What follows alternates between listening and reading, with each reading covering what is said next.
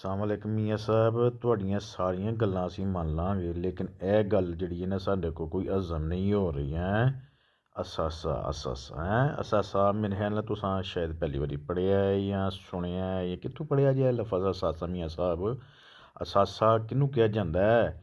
ਉਹਦੀ ਕਦਰ ਕੀਤੀ ਜਾਂਦੀ ਹੈ ਅਸਾਸੇ ਦੀ। ਤੁਸੀਂ ਤਾਂ ਅਸਾਸੇ ਦਾ ਸਤਿਆਨਾਸ਼ ਕੀਤਾ ਹੋਇਆ। ਸਭ ਤੋਂ ਪਹਿਲੇ ਤੁਸੀਂ ਟੈਕਸ ਲਾਇਆ, ਮੋਬਾਈਲ ਲੈ ਕੇ ਜਾਓ ਤਾਂ ਮੋਬਾਈਲ ਬੰਦ ਹੋ ਜਾਂਦਾ ਹੈ।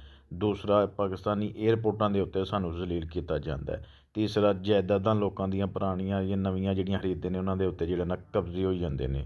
ਚੌਥਾ, ਨਾ ਕੋਈ ਬੈਨੀਫਿਟ। ਜਿਹੜਾ ਬੰਦਾ 10-20 ਸਾਲ ਤੋਂ ਤੁਹਾਨੂੰ ਪਾਕਿਸਤਾਨ ਪੈਸੇ ਭੇਜਦਾ, ਜਿਹਦੇ 'ਤੇ ਪਾਕਿਸਤਾਨ ਚੱਲਦਾ, ਠੀਕ ਹੈ, ਉਹਨੂੰ ਕੋਈ ਬੈਨੀਫਿਟ ਨਹੀਂ ਹੈ। ਉਹਨਾਂ ਲੋਕਾਂ ਦੀਆਂ ਕਿਉਂ ਨਹੀਂ ਤੁਸੀਂ ਉਹ ਇੰਸ਼ੋਰੈਂਸਾਂ ਕਰਾਉਂਦੇ, ਫਿਰ ਉਹਨਾਂ ਦੀਆਂ ਪੈਨਸ਼ਨਾਂ ਲਾਉਂਦੇ, ਉਹਨਾਂ ਨੂੰ ਬੈਨੀਫਿਟਸ ਦਿਓ, ਉਹਨਾਂ ਹਸਪਤਾਲਾਂ ਦੇ ਵਿੱਚ ਫਰੀ ਉਹਨਾਂ ਦੇ ਇਲਾਜ ਕਰੋ, ਉਹਨਾਂ ਦੇ ਬੱਚਿਆਂ ਦੇ ਦਿਓ ਨਾ, ਅਤੇ ਫਿਰ ਅਸੀਂ ਤੁਹਾਡੀ ਇਹ ਗੱਲ ਮੰਨ ਲਾਂਗੇ। ਅਦਰਵਾਈਜ਼ ਅਸੀਂ ਤੁਹਾਡੀ ਇਸ ਗੱਲ ਦੇ ਉੱਤੇ ਕੋਈ ਯਕੀਨ ਨਹੀਂ। ਇਹ ਮੇਰੀ ਵੀਡੀਓ ਫਾਰਵਰਡ ਕਰੋ, ਮੀਆਂ ਸਾਹਿਬ ਤੱਕ ਪਹੁੰਚਾਓ। ਹੋ ਸਕਦਾ ਪਹੁੰਚ ਗਈ ਅਤੇ ਮੀਆਂ ਸਾਹਿਬ ਨੇ ਜਿਹੜਾ ਨਾ ਫਿਰ ਐਕਸ਼ਨ ਲੈ ਲੈਣਾ, ਠੀਕ ਹੈ, ਲਾਜ਼ਮੀ।